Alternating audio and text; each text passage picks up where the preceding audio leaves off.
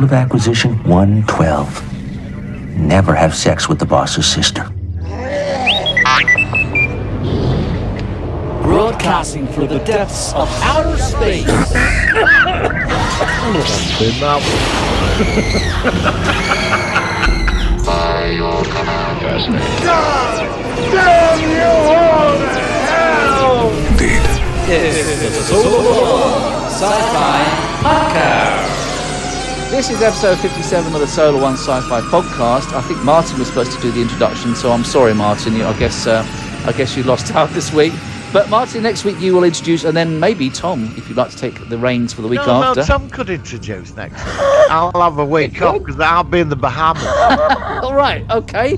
No pressure, Tom. Next week you're introducing the podcast. How are you guys doing? Oh, man.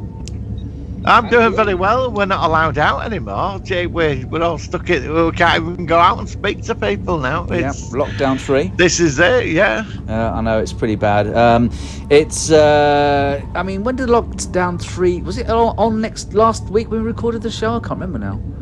When did it come into force? No, it must have done. Whatever, it's all crud over here. I mean, people aren't supposed to go out. I go out for a walk. And it's just a shite time of year. But I mean, I hate January anyway. I'm not a big fan of winter. Yeah, it's a dead month. You can't do anything, and people are normally skint after Christmas anyway. But we didn't have a Christmas this year because we couldn't go anywhere. No, it's cancelled. Yeah, Christmas was cancelled, and even Father Christmas had to wear a mask when he was delivering his presents on Christmas Eve and stuff. So, not been the best Christmases ever. But a quick question then: if Father Christmas caught it, what about all the poor elves and stuff? Well, the thing is also, don't forget that they've just discovered that the virus can now transmit to apes. So, not just... his reindeer could have got it, maybe. They could have... Rudolph? Rudolph might have got it, I don't know. I didn't see anything in the news, so maybe he's okay. Maybe he is... Well, you've destroyed Christmas. I know, it could be asymptomatic. Maybe he's all right. Yeah, I think you have destroyed Christmas, Michael. Yes, you have, Michael. Yes, Michael. No pressure. Michael, the man that killed Christmas. That sounds like a YouTube video if ever anybody made one. Not on my channel. I'm not going to put that on there, definitely. All right, so so that's basically what's been going on my end. Anything you want to report from the States, Tom? Anything you want to share with us before we go into our news? There's nothing going on in America right now. Nothing.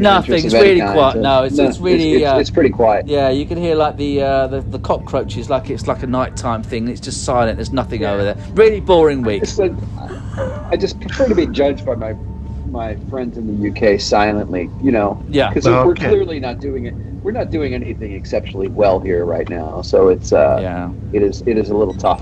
I think it's with all seriousness, it's just a tough time, and for everybody, in respect of all these different things. We've got Brexit over here, COVID, you've got re-elections, you've got obviously the fallout from Black Lives Matter last year, which was awful.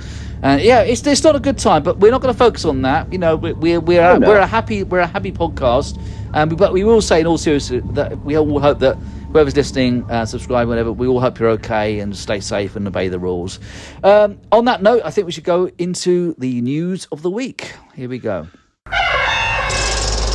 Working. Solar Sci-Fi News. Oh God, I forgot. I ain't got any news set up. Hang on. Well, okay. But let me start off this week. Just talk away and I'll find the news. I'll find the news. Apparently, I've got it all on the page. That's fine. Apparently, Richard Ayoade. How do you pronounce his surname? The guy from the IT. Richard Ayoade. I can't pronounce his surname. He's got a weird pronunciation. Yeah, Ayoade. That's it. Everybody always pronounces it right. I always misread it and sound like a complete prick. So anyway, Richard, that guy, he was apparently there was some newspaper article about this where they voted for who they'd like to see as the next Doctor Who, because I think even last week we thought that Jodie Whittaker was going, but it turns out that rumour was false. And Richard, what's his surname again? Tom?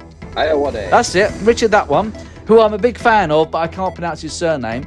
He is one of the most favoured people to take over the role if Jodie were to leave. I personally think he would be a fantastic choice. I love the IT Crowd. I know Tom's a fan as well. He's a very eccentric kind of guy in real life, which I think a lot of actors in Doctor Who have been in some way, especially people like Tom Baker and people like that. Would you both like to see Richard as the next Doctor, if and when it were to happen? Tom first. What do you think, Tom? I think he would be. I think he'd be good, but I think what the fans want, out of a Doctor Who might be different than ultimately what is the best thing to do. He is a strange, unusual performer. Yeah. I think he's more like he represents what like Doctor Who fans, like who they imagine, they would want to see as a sort of almost stunt Doctor Who, right? Then like who might be the real best actor for the thing. He's a very unusual performer. Yeah. And I think he is like unbelievably great as a personality. Like when he's like on, I've just watched clip after clip of him on shows like chat shows and things like that, where he's just hilarious and brilliant. But his range as an actor, I don't know. I think it's possible. I love him as a guy, but his range of an actor, I'm not sure of. I haven't quite seen that. I can actually, I can appreciate that, because I mean, he's been in a comedic role like the IT Crowd, but whether he does heavy drama, which of course sometimes Doctor Who does require, whether he'd pull that off, that is a fair enough point. Actually, it might not be quite his thing. So I don't know. It's great. There's actually he does a voice in The Mandalorian. I know, he does the robot, which was really funny when he came along. I was aware it was him because he's got a very distinctive voice, and he even came back for a second episode as well, which is cool.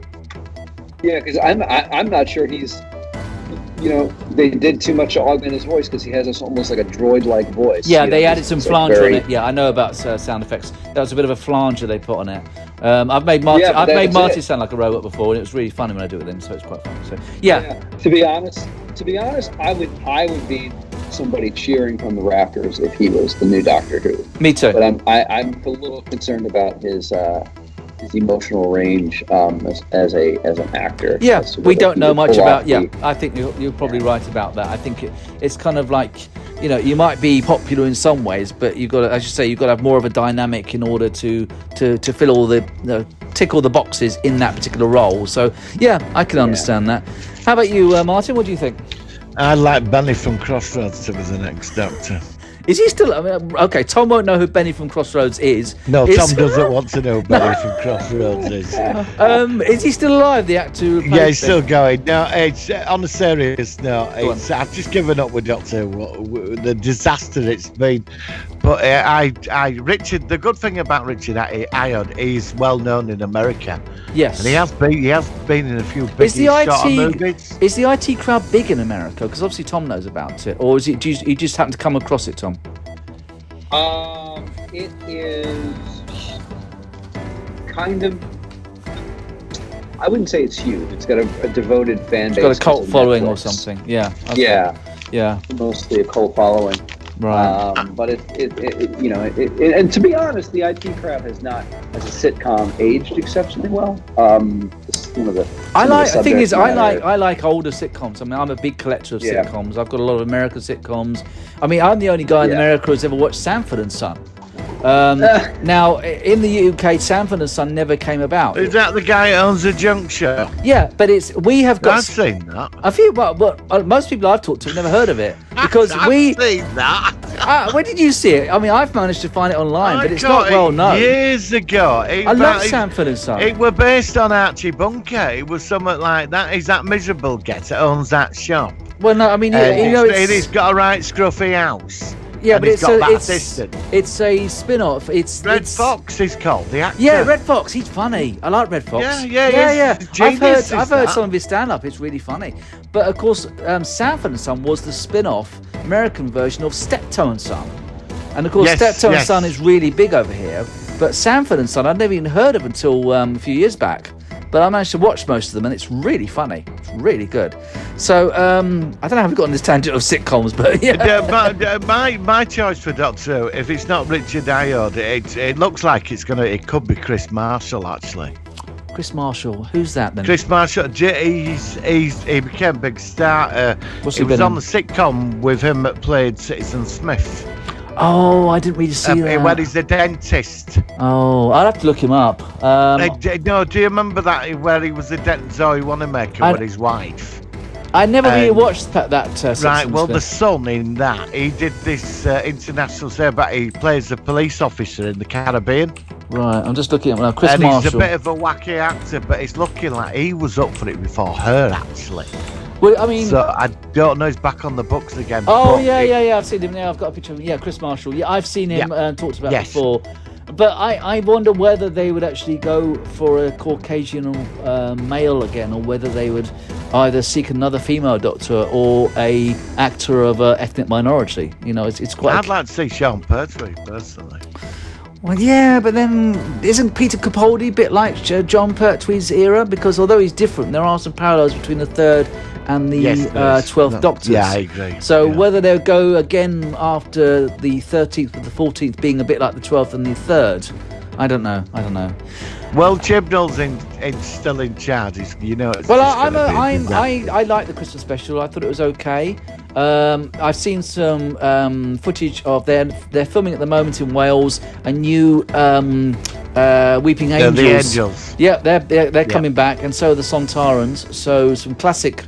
It looks like after the first season with Chibnall, where there was no classic Doctor Who characters, they're all coming back. Loads came back last season with the Master, the Cybermen, and now the Daleks, and now we're going to have the Sontarans back, the Weeping Angels. So I think that in some ways that's conceding that fans want to see, although they should do new things as well, but I think Chibnall went a bit too much with every single episode was unfamiliar new species and new baddies and things like that. So that's the Doctor Who side. Now, of course, I want to talk about the last episode of. I'm dreading Martin's reply to this one.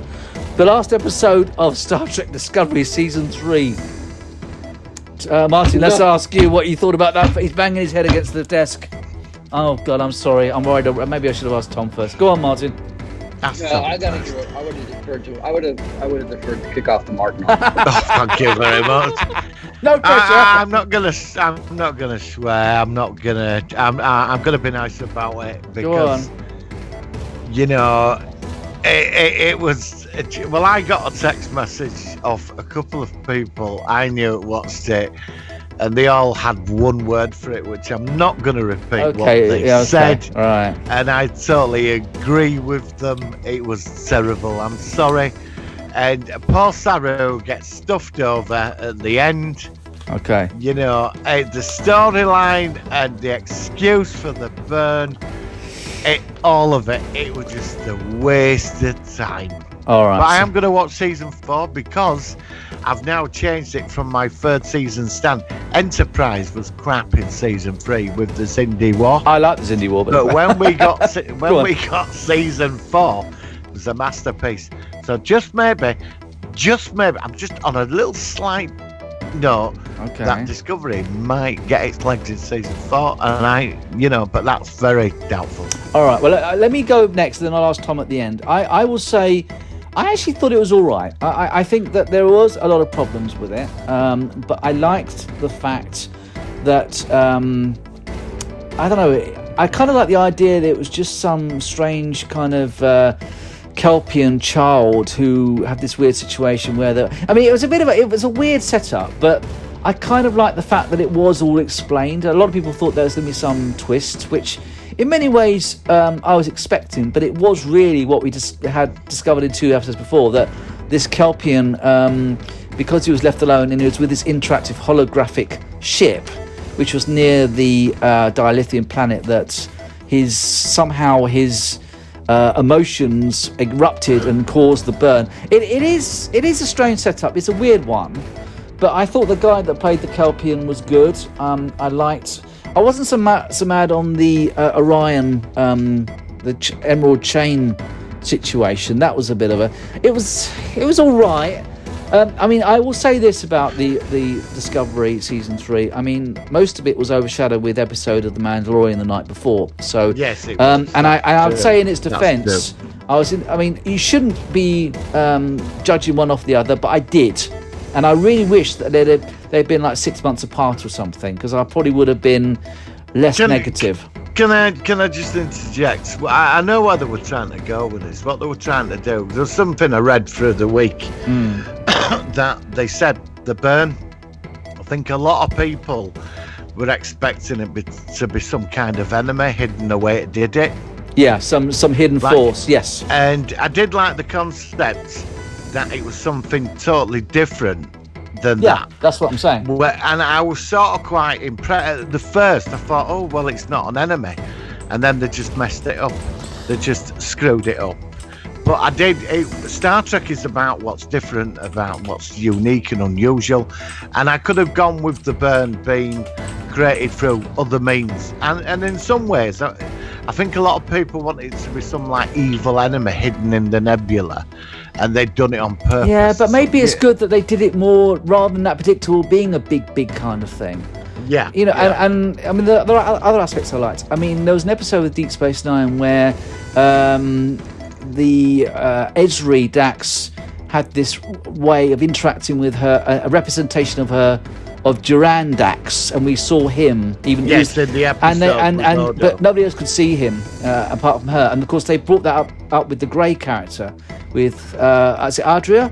And I thought that was quite good as well. And I like the fact that you could see Grey, that the computer in the holodeck recognised that as a separate entity. I thought that was very good. I like that. Clever. They did something similar in Voyager with the Vidian, didn't they?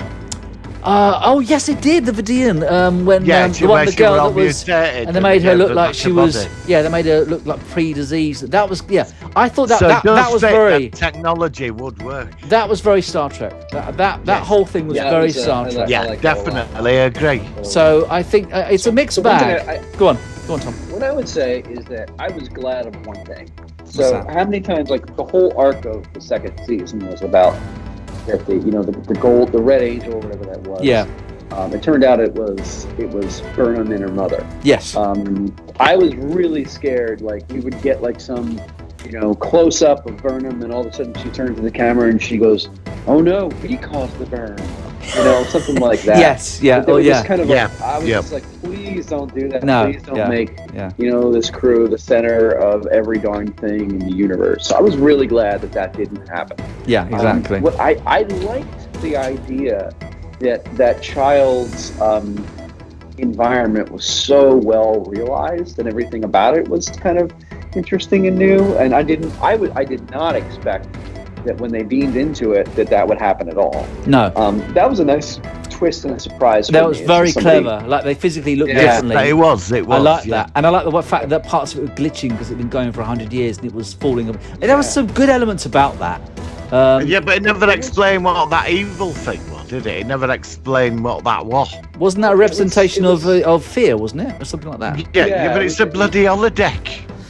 Yeah, but the holodeck's supposed to be giving an environment for, and the thing is though that sometimes negative things in your life are also part of, you can't have everything in life absolutely perfect, because then you won't realise. So you're saying that his mother, she programmed that thing in there? No, I think it evolved. I think the program evolved due to interaction with the Kelpian over 100 years. It's not static. It would learn about that's a good point. I personally think that it wouldn't have done that 100 years before, but it'd been going for 100 years. It was glitching. There were some aspects which were going wrong, and through time and interaction, it caused this entity which was representation of fear. That's the way I see it, but I don't know what you two think. Yeah, because you've got to think 32nd century now, haven't you? You think that? Remember the episode of Voyager there's an episode of Voyager where some of them end in an environment, and there's a clown, and it's Michael McKean is it? Fantastic. Michael McKean is the clown, the fear, and basically. They were frightened of this situation. They were being protected for 20 years. And this fear created by themselves. So I could see a parallel between that and this episode. One of the best episodes of Voyager. I love that episode. And it's got really good music. How she defeated that was genius. And it goes dark. We're going to do we'll talk about Voyager as well. We already have, but yeah, that was a great episode as well. So, a really good episode, I think. But go back to Discovery. It's a mixed bag. I would probably rate this episode between 7.5 and 8 out of 10. Okay, that might be high for Martin, but that's fair enough. Okay, Tom, what do you think out of 10? Sorry, Martin. I think it was a 7. Okay, so similar to me. The whole arc of everything, I think it was a 7. I think that the Emerald Chain stuff I thought was maybe a little off. That was one of the that was negative things. I began to really like Osira a lot.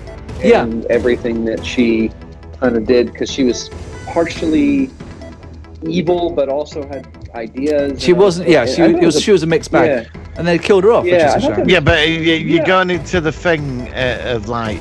Like saying about a Cardassian, they don't see themselves as evil. They're doing what they believe is right, and that's what she was doing. She believed she was doing the right thing. Yeah, you know, she might have paid evil to. And Orions are normally dodgy, aren't they? Orions normally have sort of. Why didn't she have a bikini on?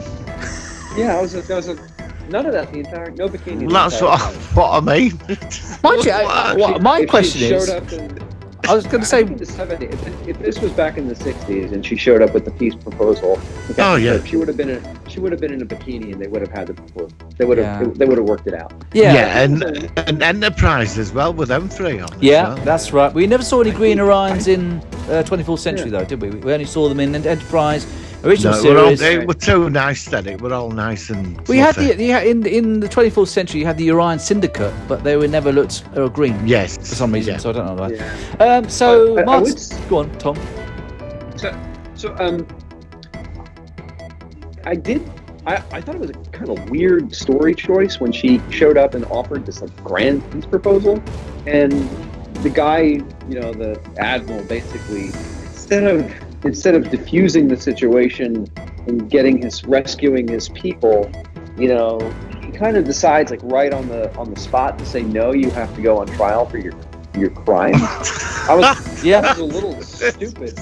I mean, if you're thinking about how these things work, your own Brexit's taken, it's taken 5 years. It's not like somebody showed up in Brussels and said, "We're out of here." And you got to go through it was a process, and I felt that was really strange. Yeah, I agree. It was a bit weird. They could have just said, "Yeah, we'll think about it." The first thing to do is to give the Discovery back, and then we'll talk. But he kind of just loved that whole thing. I thought that was sort of stupid. Well, maybe he just didn't take her seriously from the start, which is why he acted like that. And he also had that. I don't know. You might be right. I don't know. I mean, she showed up. I think 700-page plan. Yeah. It was a bit of a strange one. Yeah, that was a bit weird, that writing there. You see, the problem is I watched a guy that did a thing on YouTube about Voyager, Rowan, I forgot his name, he's really good. He said that, and I've said this before, that I don't want this to become Andromeda. Yes. I've heard there's some parallels with that. It worries me. Yeah, because I'm looking at an article by Screen Rant. Discovery will make Michael Burnham the next New Kirk. Well, let's go on to that. What do you think about her becoming the captain at the end? Saru. A mile away, Yes. I did see it coming. I'm like, she's going to become the captain, even though she screwed up horribly all year. Yeah. All 3 years really, all 3 seasons. But yeah, I know what you mean. I didn't mind it. I like the fact that they've finally got the new uniforms, which I thought was applicable. I like the new uniforms. I do. I think they're definitely better than those. But I don't know. It makes sense.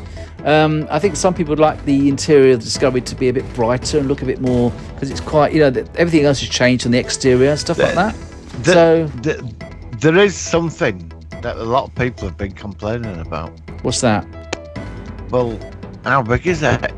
I know, the turbo lifts with the. Come on! It looked like it was inside a Borg ship, didn't it? It looked so big when it was flying around.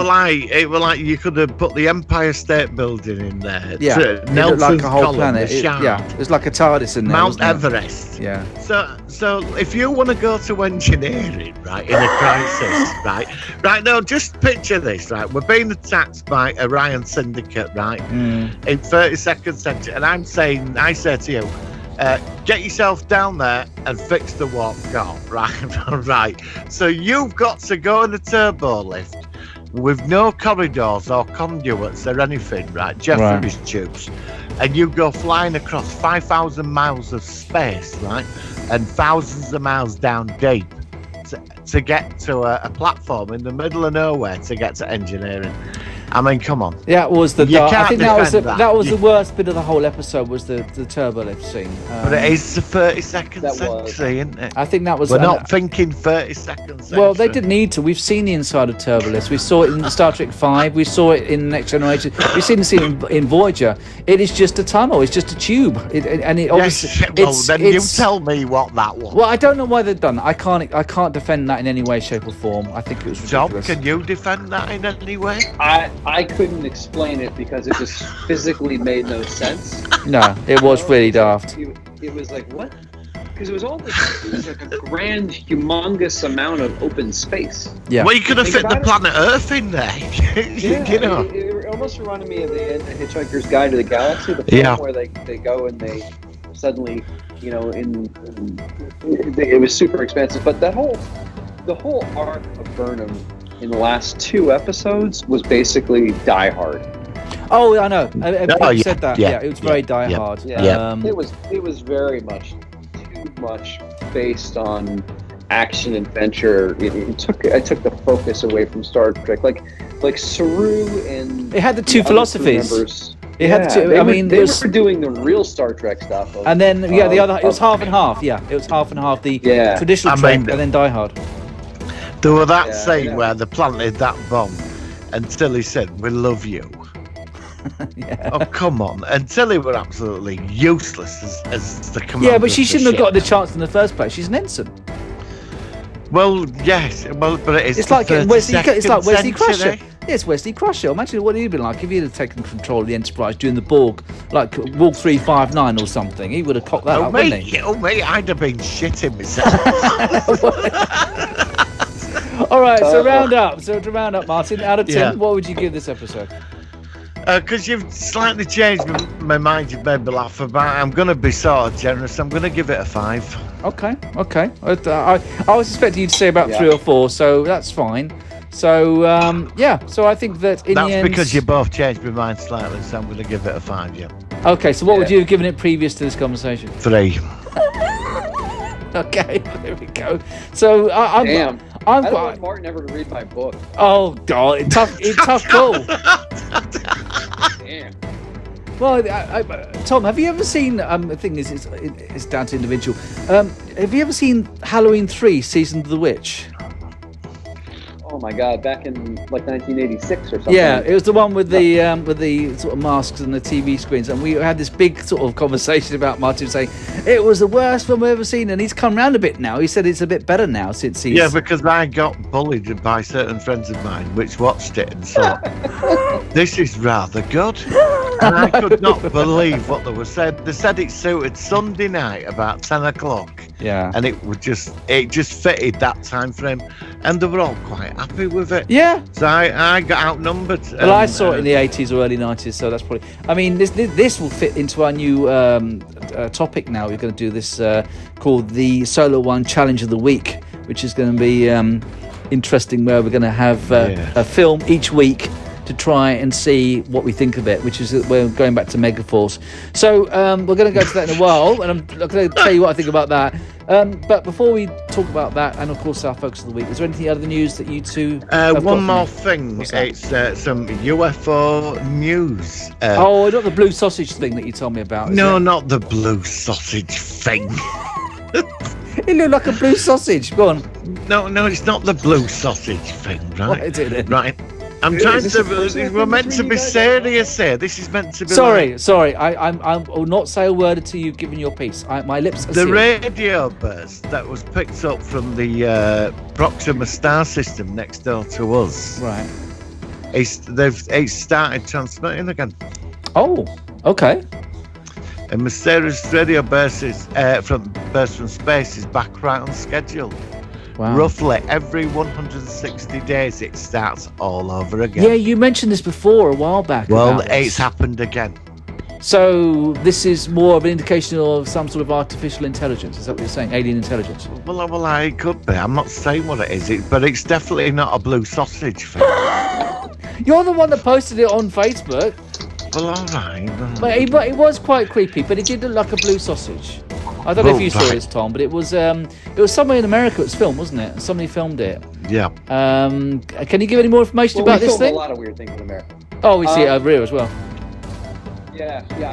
I haven't seen it. I did hear the radio burst, which every 100 or so days makes me think it might definitely. It sounds related to everything in the universe spins, so it sounds related to something rotational, like like every time a planet goes around. But then that would probably be. But that's consistent, so that might not be artificial intelligence. It might be due to, like, as you say, a rotation of something, which at some point causes this burst. That's the way I see it. Yeah. So, well, that's why I'm not saying what it is, but it's not a blue sausage. Okay, I think we should move on from the blue sausage thing. Okay, guys, thank you for the news. That's brilliant. I got go on. Piece of news. Sorry, Tom. Go for it. Please do. I am very, very much looking forward to WandaVision. Oh yes, on Friday. I can't wait. I'm not into the Marvel thing, but even I looked at this, and this looks really quite interesting. I will try it. I will definitely try it. So give it a shot. I will. I will give it a shot. Strange. Yeah, it looks really. Yes. It's a risky performance, and I love those actors. One of them used to be my neighbor, actually. Oh, yeah, you mentioned that. Yeah. Paul Bettany used to live like a couple doors down from me in Park Slope when I lived in Brooklyn, New York, and I'd see him a lot. Brilliant. Just kind of walking around. Okay, cool. We didn't get coffee together or anything like that. No, but you knew of him, and you actually see him, which is really cool. Yeah, it's really strange. Yeah, he had a restraining order against me, got me arrested. But apart from that, it was fine. As well. Yeah. Apart from that, you were fuzzy. I had to. It was related to the blue sausage, so I completely get it. We're going to have to put that on the Twitter feed, #blue sausage, I think. By the gods of science fiction. Hey, I'm going to be saying that when I do this review of Megaforce in a minute. Right, let's go into, not that yet, let's go into our focus of the week, and it's Star Trek related again. So here we go. It's the Solar Sci-Fi focus of the week.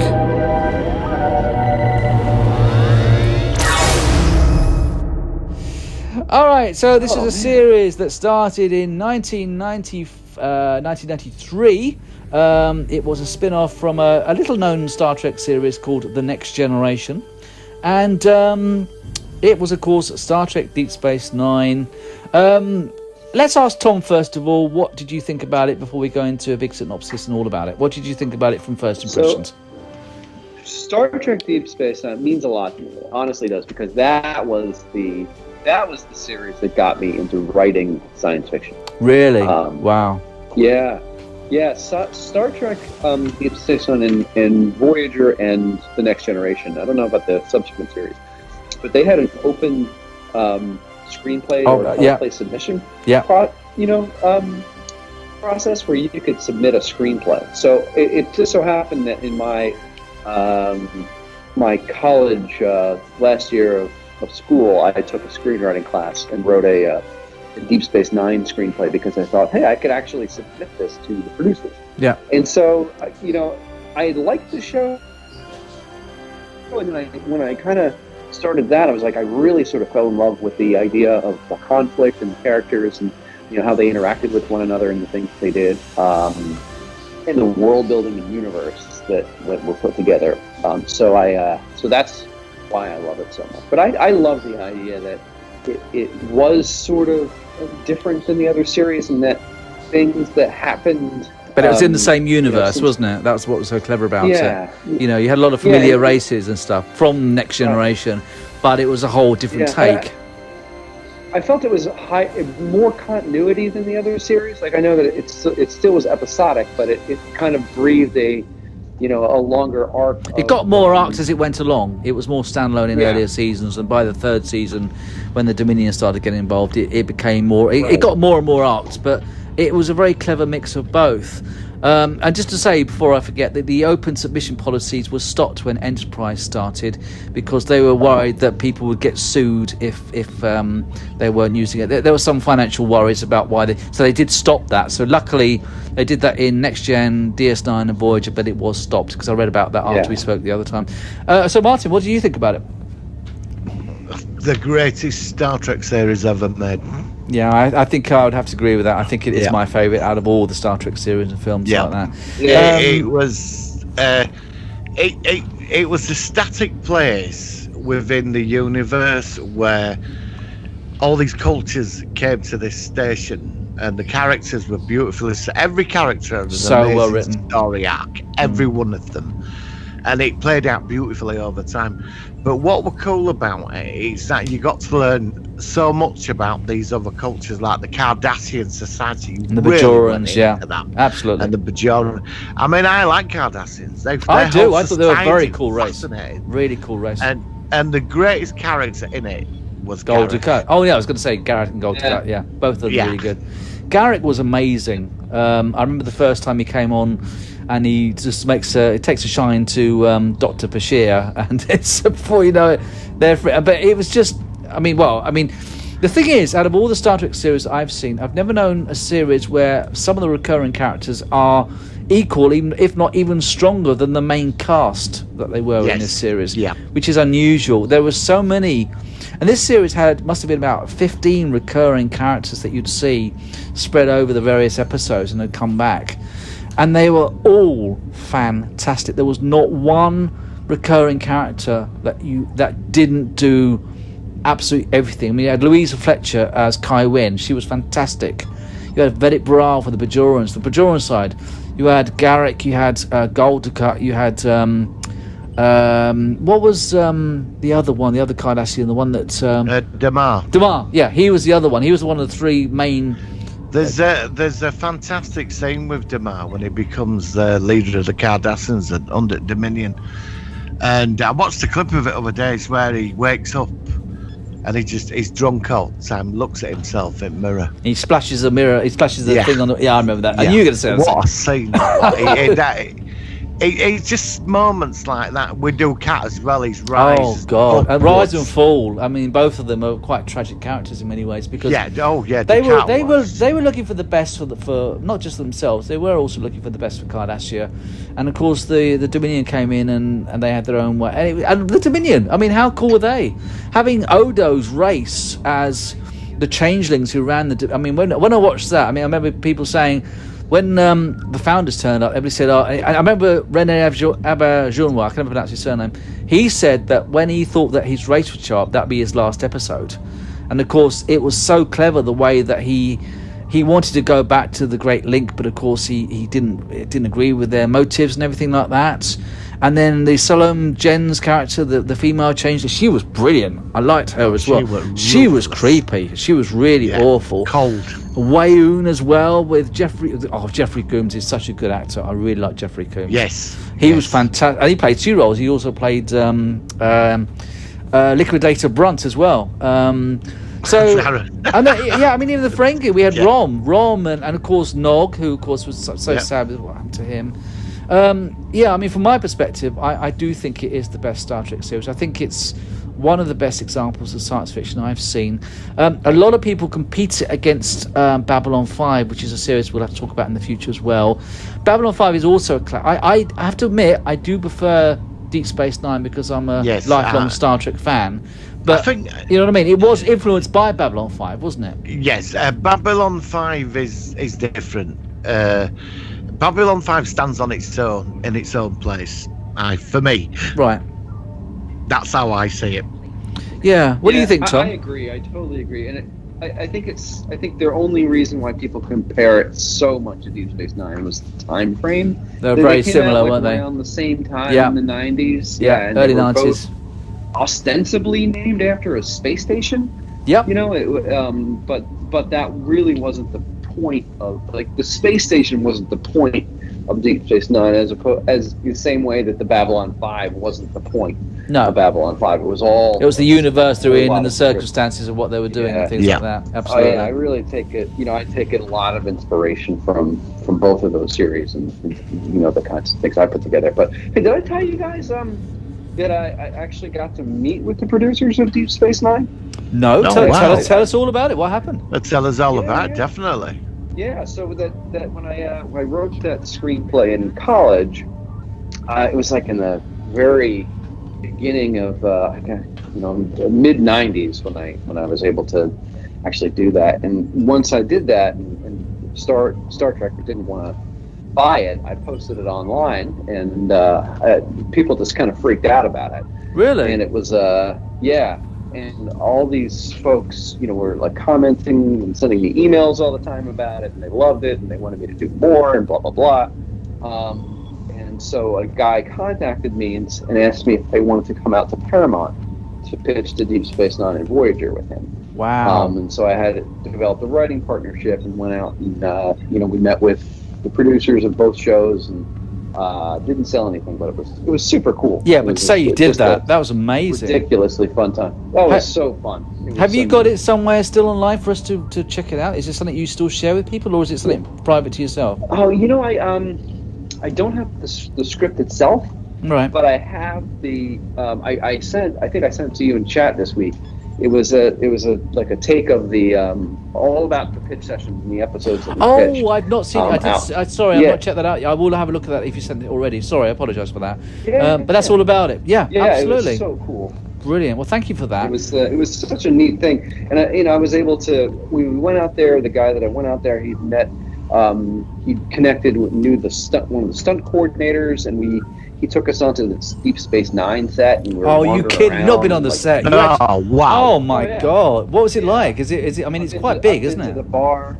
Oh, what? I don't believe that. Did you walk down the promenade, Tom? Did you? People think you're like the sets are going to be small, but these was a pretty big set. The promenade, they can't, they couldn't fake the width and the depth of that. So that was a good 70, 80 feet long, or even longer, and it was really neat. It was just fun to be there. I had no idea you'd actually been on the set. That's fantastic. That is, oh my God. Yeah. Well, you got a round of applause from me. If I could clap, I would, but I'm holding my phone. But that's really fantastic. I'll clap for you. There we go. Thanks. Brilliant. Fun to see. Like I'm. Tom, there one day. Tom, do you live near Brooklyn? I live in New Jersey. And, right. I got invited out a year ago by that James Collins. I know what you're going to talk about here. The Star Trek set out in Terra Daruga. Oh, there's a Ticonderoga? The Tycon, that's it. Yeah, there's 90,000 foot of Enterprise set, and you can go visit and walk around it. Yeah, this is from Star Trek New Voyages Phase 2. Yes, I mean, I've seen. Yeah. I don't know if you've seen the fan films, but they are. Although the acting is a bit dodgy with one or two of the actors involved, the actual sets are fantastic. Well, he's opened them up to the public. You can go there for the day and walk around it and that. I mean, James Cawley, I liked him. He was like Captain Kirk. He was a mix of Captain Kirk and Elvis. It was quite a strange mix, but there were some really good Star Trek episodes in that. I mean, I consider that the second best fan series after Continues. I think Continues is I consider that as canon Star Trek, quite frankly, because it links in between the end of season 3 of TOS to the motion picture. And if you've not seen them, they are very, very high production standards, very, very good characterizations, and it's a 10 out of 10. We'll have to do a show on that one as well at some point. Have you seen any of those, Tom? I have not seen those. I strongly. They're all on YouTube, and most fan films, when you watch them, they do look pretty cheesy and quite tacky. Yes. But like Axanar was another very, very good production. This is also Continues is a very good production as well. So if ever you have some time just to sit there, they're all on there. Check it out, because I honestly think that if you're a Star Trek fan, you will enjoy them. They're very good standards. Can I tell you guys one more story about Go for it, please. About the Paramount? Go for it. So we were waiting around between, after we'd done our thing, or before, I don't remember what before or after, and they were actually filming Star Trek on a stage, not on the set, not on the Deep Space Nine set, but it was a different set, and there's all these guys dressed as Jem Hadar. Remember the Jem Hadar? Oh, wow. You've got to be kidding me. Like my 4 God. or 5 guys dressed like Jem Hadar, just like standing around. No. And you used to expect them that they'd be chopping someone's heads off, but they're just actors, like hanging out in suits, and they're just like standing there, blah blah blah. And we introduce ourselves, and we say hi, And this is the best freaking story. It turns out that the guys were in a barbershop quartet of sorts. All right. And so these 4 or 5 Jem'Hadar sitting here, and they're like, "Hey, do you want to hear a song?" And they're like, oh, blah blah blah, and then they start doing this barbershop quartet song that they had perfected, and I guess they practiced when they weren't doing. But they're like dressed up in the suits. And it was really funny. And it was like funny because it was hard for them to talk a little bit. So it was just hilarious the way that they were doing it. If this was today, you would have got your phone out and filmed it or something. You would have filmed it. Oh, yeah, that's fantastic! But it was so cool. It was such a fun day. Yeah, when I look at Jem'Hadar from now on when I'm watching DS now, I'm just going to think of them as being a barbershop quartet now. Yeah, that's brilliant. That's for the best. Well, of course they did the quartet with the What You Leave Behind, the actual special fan film, the documentary. Did you see the documentary, Tom?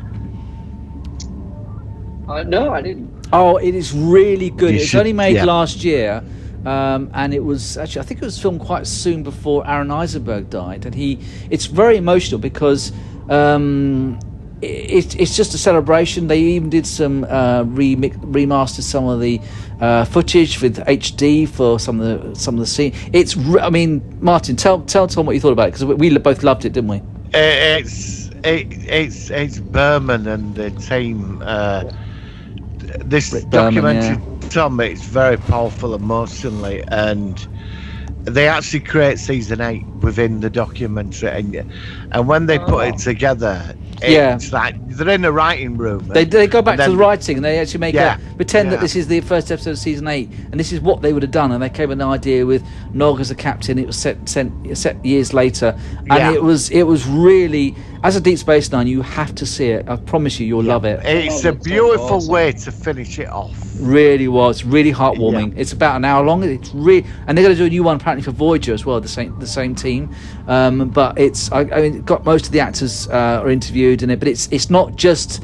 It's got a lot of comedy. There's even a musical routine with Jeffrey Combs and some of the others, and they start singing. It's really, really good. I was so blown away by it. It really is. I didn't go.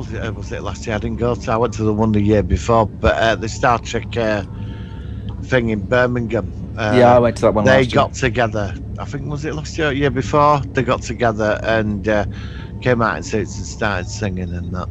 Yeah, because I went to the one in Birmingham as well. I talked to Denise Crosby. I talked to Malcolm Reed, Dominic Keating, who's just like Dominic Keating, the actor, is just like his character. It's just like that. Wow. But it's really strange when you actually, because we hadn't planned to go. We just had to be in Birmingham that weekend for something else, and myself and my daughter, we went, and we had a wonderful time. It was really good. But it's it's very nerve-wracking when you talk to these stars from these shows you've been watching. I don't think there was anybody from Deep Space Nine, but I saw Brent Spiner, LeVar Burton, Dominic Keating, a few others. Anson Mount from Discovery was on there as Pike. He was good. But it really was. I mean, I don't know. I'm not really a person who's done a lot of conventions and stuff, but I went to my first one in 2000. Actually, not last year, the year before. Now it was fantastic. So absolutely brilliant.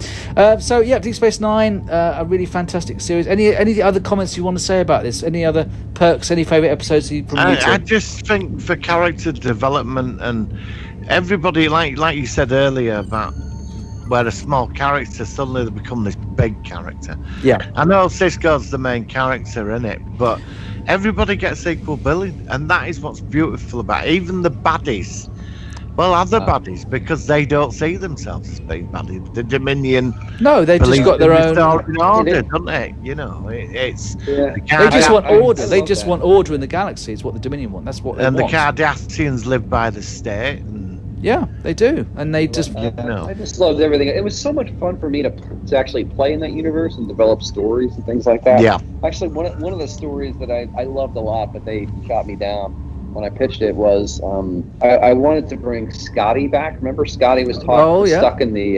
He was stuck in the transporter, wasn't he? I brought him back as as some kind of a lost soul, and he ends up on Deep Space Nine because he was friends with with Curzon Dax, which was the Dax before Jadzia. Oh, okay, yeah.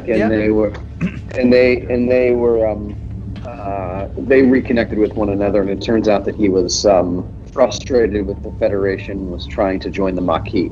Of course, that was a really neat story. Dax knew McCoy, so I think the host was Emily, if I remember, and Emily had a relationship with McCoy, so maybe at that point that's how Scotty knows of Dax, even though it's a different host. Yeah, that could have been cool.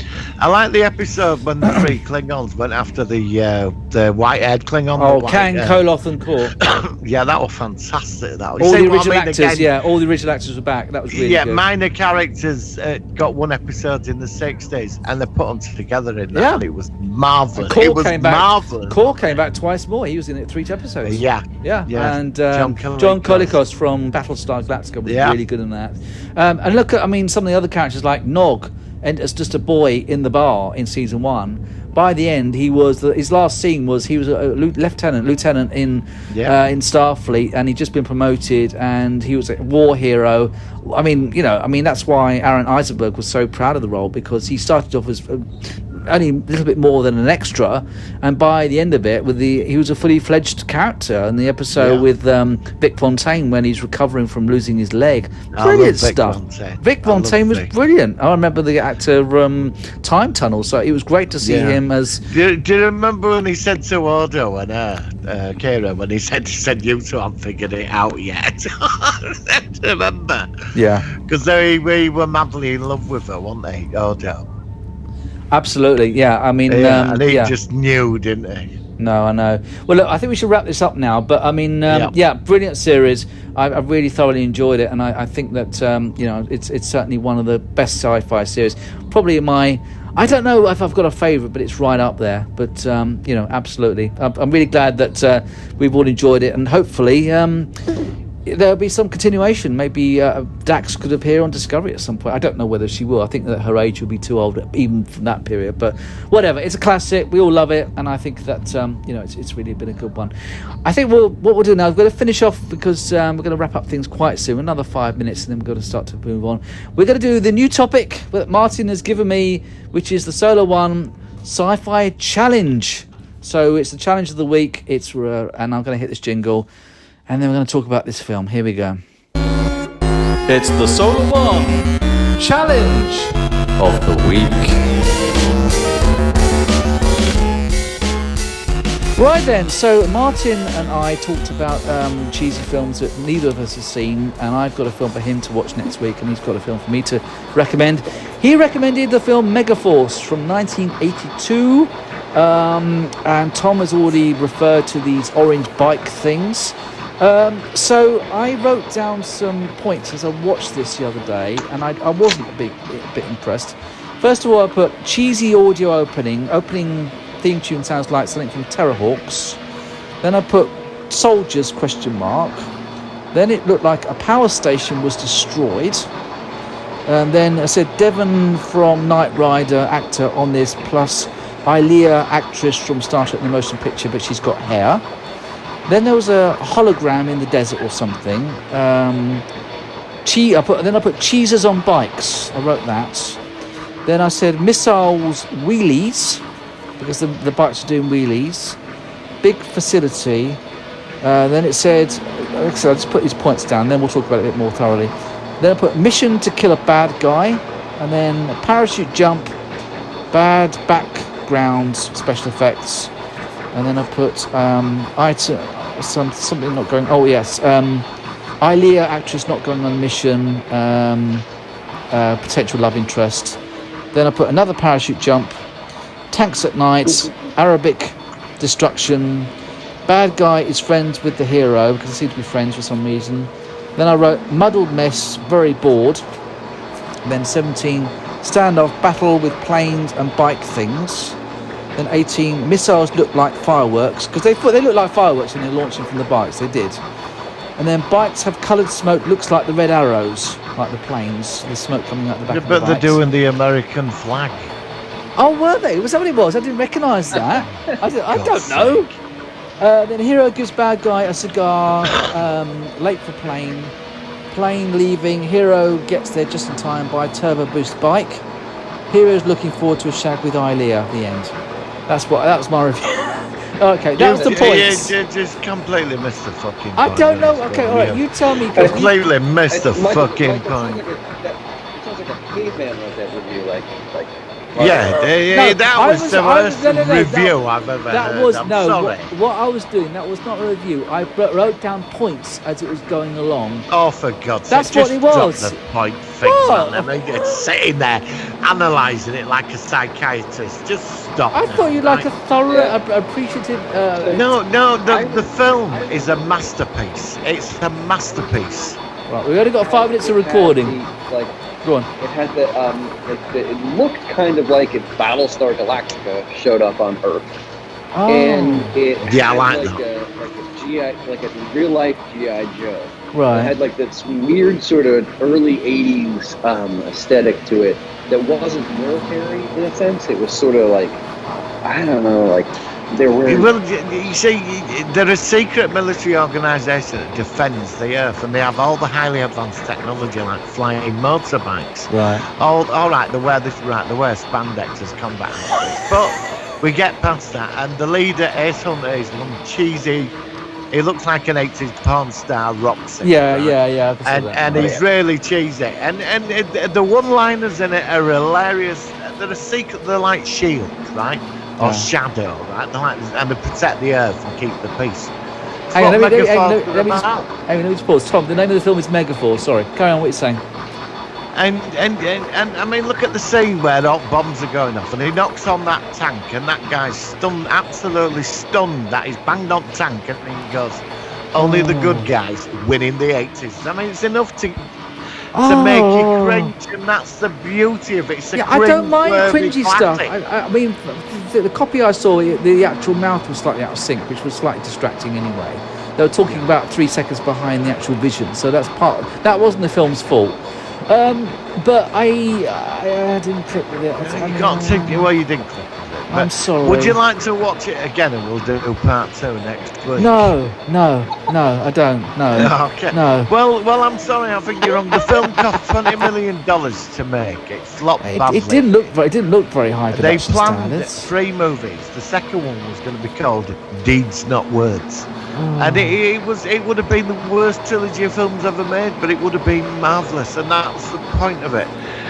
They got 20 million quid and wasted it. Them vehicles cost over £1 million, and the writing was terrible. But the writing was about awful. the No, film. I know. It's got potential. Yeah, Halloween 3 is the same. It's got potential.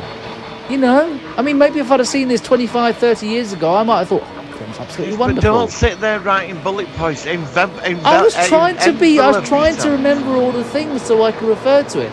What I'll do next week, I'll write the bullet points, but I won't read them out. So then I can look at it and then I can make some more. I want you to read them out. I want you to read. Oh, right, okay. If that's the case, then you got, because you're doing Leprechaun 4 in space next week. Right. Well, right? then you get your revenge in. Yeah. Right. So then you've got to do your bullet points as you go along the film. Right, It's funny. I will. That is your challenge. That is your challenge for next week. And the week after it will be Tom's turn. Oh, Tom. Oh, we're going to get Yes, Tom. Tom. Well, look, I know we need to get wrapping up soon. So, but yeah, Tom, we'll find something for the week after next. Absolutely. So, sorry, Tom. It comes with the show. All right, guys. Well, look, what is your overall score for Megaforce? I'd give it 3.5 out of 10 probably. Right. Sorry, So your challenge for me next week? Leprechaun 4 in space. You got a copy of it? I think. Yeah, right. Yeah, Good, I haven't seen the 3, okay. but I mean, I thought it was absolute shite as well. I'm not saying there's redeeming features in Leprechaun 4 in space, but anyway, look, guys, it's time to wrap up. So thank you both for coming on the show again. Yes. It's been a good one. I'm not sure what we're doing next week. Do we want to do? What should we do next week? Any ideas for a film? Or we could do. Which one? For a topic, I mean, we could. WandaVision's coming out. We could talk about that. Yeah, but we normally do something we focus on. Should we do Babylon 5 next week? As we've talked. I mean, I'm not seeing it as much as you two have, but let's do Babylon. All right, we'll do Babylon 5 next week because it's similar to. It's the rival. All right, to end this week then. I'm sorry, I brought it back again. Martin's going to kill me, but it's going to have to be done. This is going to be, if I can very quickly find it, because I want to remember what it was called. Sorry, this blooper. Give me a second. All right, music. It is... All right, so, Deep Space Nine. YouTuber QCOTMS sings every single Star Trek theme tune. He makes up the lyrics. And he made one up for Deep Space Nine. I took his vocals, I mixed them up with the theme tune, I added some reverb, I added some stuff to make it sound more professional. This guy's a nutter. Sorry, Tom, you've not heard these previous shows, but he sings every song really, and the lyrics of the songs are terrible. So just to warn you. Would he have been in Megaforce, do you think? He might have been. I don't know. Maybe he could sing a song for the Megaforce. I don't know. Anyway, thank you guys. We will catch you next week on the Solar One Sci-Fi podcast. Live long and prosper. Live long and prosper.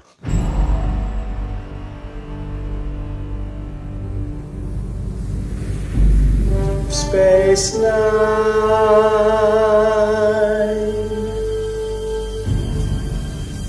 Deep Space Nine.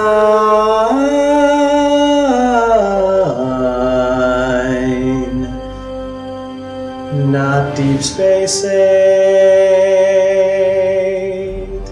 Deep Space Nine.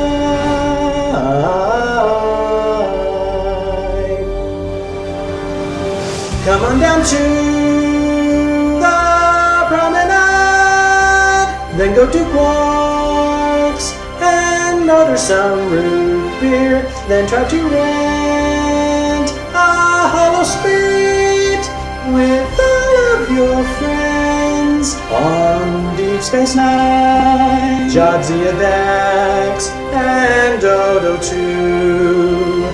Benjamin Sisko and his son Jake.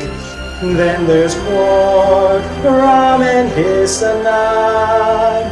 They're all here on Deep Space Nine.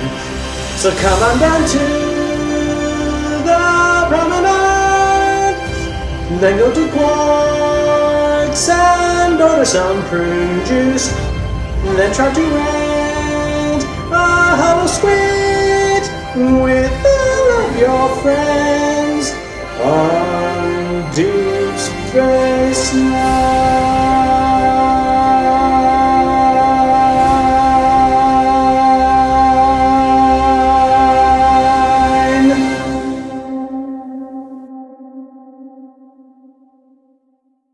Bring them back, Q.